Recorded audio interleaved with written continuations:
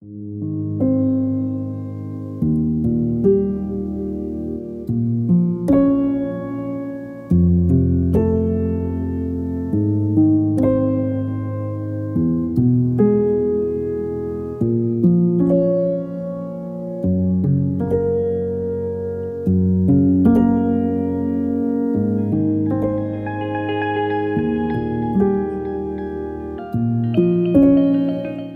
sejahtera.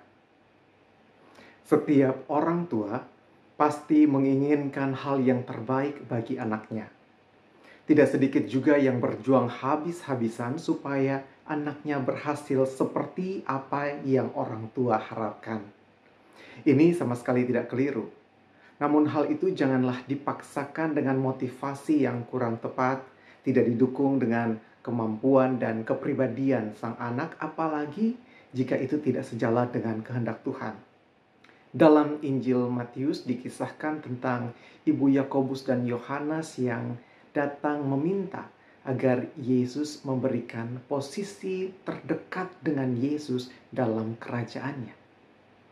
Posisi ini tentu akan memengaruhi status, peran, dan kuasa yang diharapkan nantinya melekat pada kedua anaknya tersebut.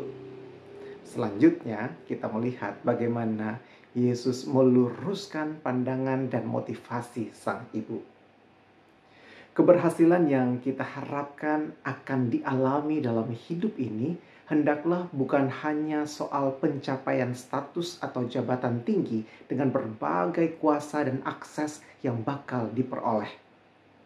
Keberhasilan yang perlu diperjuangkan adalah bagaimana setiap orang, termasuk anak-anak, dididik untuk memiliki sikap hati dan kesadaran untuk selalu memberikan yang terbaik dalam relasi dengan orang lain, apapun status, jabatan, posisi, dan peran hidup kita. Kenyataan yang kita saksikan, ada banyak orang yang justru salah menggunakan jabatan dan kuasanya. Ingatlah, dalam setiap prestasi belum tentu ada kerendahan hati. Namun dalam kerendahan hati akan selalu ada prestasi, yaitu pribadi yang semakin terlatih untuk menghargai dan mengutamakan orang lain melalui berbagai bentuk pelayanan publik yang kita lakukan. Kita diingatkan bahwa posisi dan potensi setiap orang seharusnya dipergunakan untuk mendatangkan kebaikan bagi orang lain, bukan supaya sekadar dipuji atau bahkan ditakuti oleh orang lain. Harapan bagi masa depan anak-anak atau bahkan untuk diri kita sendiri hendaknya disertai dengan motivasi yang tepat, potensi yang memadai, dan kelapangan hati untuk menerima apa yang Tuhan sediakan. Keberhasilan kita bukan terlihat pada seberapa besar posisi dan kekuasaan yang kita miliki, melainkan pada seberapa mampu kita melayani dan memberdayakan orang lain sambil tetap rendah hati. Posisi ini memang terlihat sungsang.